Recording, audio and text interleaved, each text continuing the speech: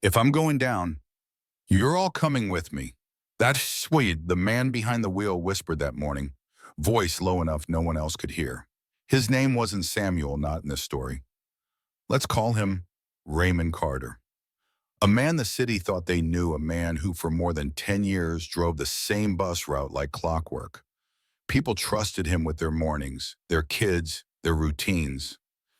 He was the quiet one who gave a small nod when you hustled on board late, who eased the bus to a stop so an old man with a cane could climb on without rushing. To most, he was invisible, just part of the scenery. And maybe that's what broke him. See, on the surface, Raymond looked steady, never late, never loud. But when he went home to his cramped one-bedroom on the edge of Riverton, the silence hit harder than traffic ever could. The kind of silence that reminds you of everything you lost. He'd gone through a messy divorce a few years back, lost the house, lost his footing. Bills piled up like bricks on his chest. Every red-stamped envelope felt like someone screaming in his face failure. He told no one. He smiled at neighbors, nodded at coworkers, and carried that weight alone. And then came the final blow. The transit authority called him in one gray Monday. We're moving you off Route 14, Ray. Budget changes, staffing needs. You will be covering the industrial loop from now on. Fewer stops, shorter hours. He sat there gripping the armrest, trying to swallow the sting.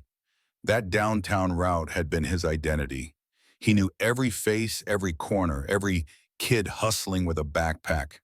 The industrial loop, empty warehouses, weeds pushing through cracked sidewalks, silence. A route for rookies or for those the city wanted to push out quietly. You understand, right? His supervisor asked flatly, not even looking him in the eye.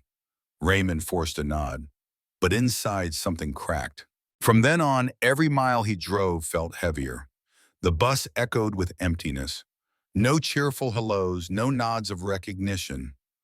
Just the hum of the engine and the whisper in his head, you don't matter anymore.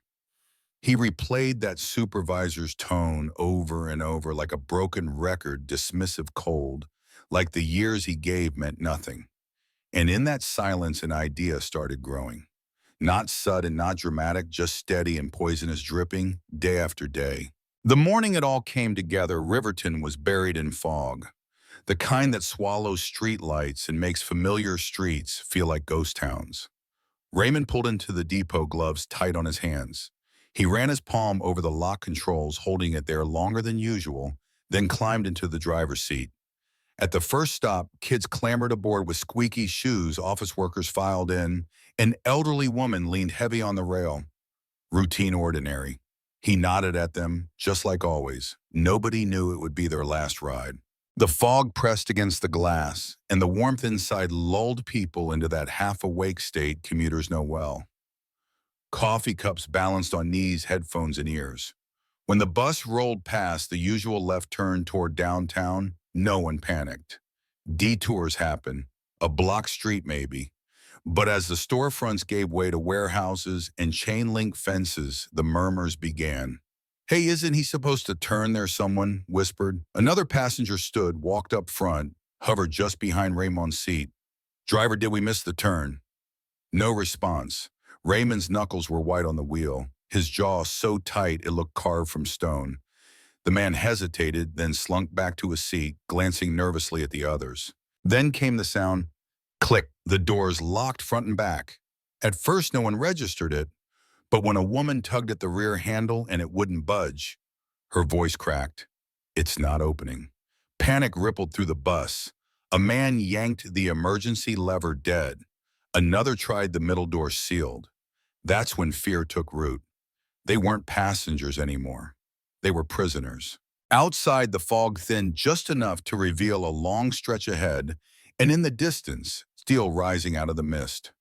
The Riverside Bridge. Everyone knew it. Everyone also knew buses never went that way. The chatter turned to shouts. A teenager stood and slammed his palm against the partition. What the hell are you doing, man? Still nothing.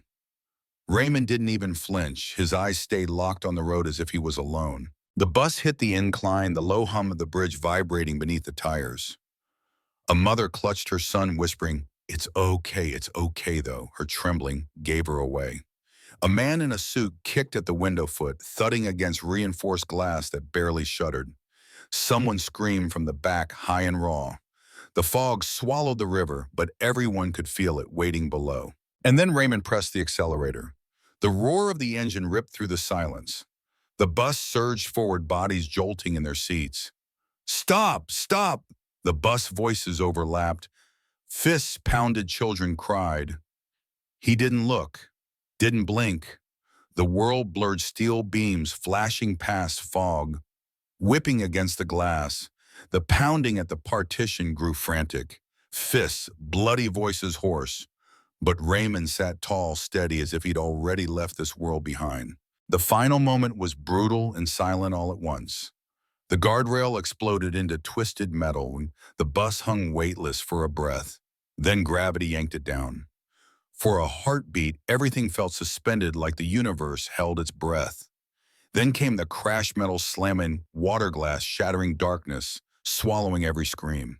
From the riverbank, a lone fisherman saw it all. The bus bursting through fog, plunging into black water, with a splash so violent it sent waves slapping against the shore. He dropped his rod, ran to the edge, but it was useless. Within seconds, the bus was sinking, the fog curling back to hide the horror like it had never happened.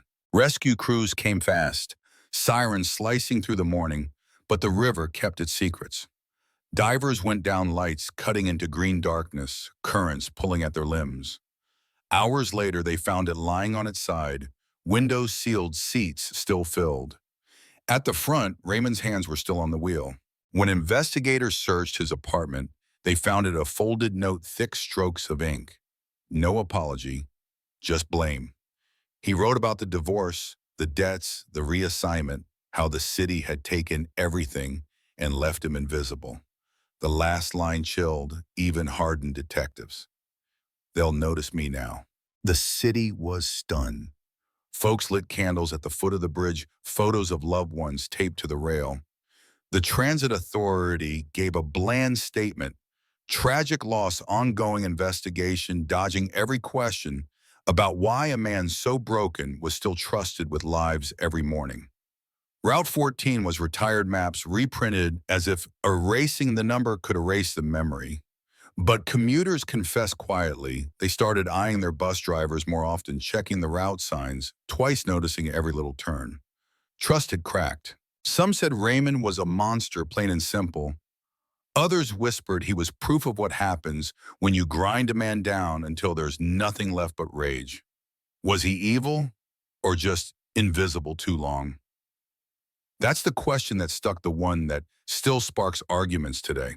And maybe that's where we leave it, with a city that thought routine was safety and a man who proved how fragile that trust really is. So tell me, if you had been on that bus, would you call Raymond a murderer or a man destroyed by a system that never cared until it was too late?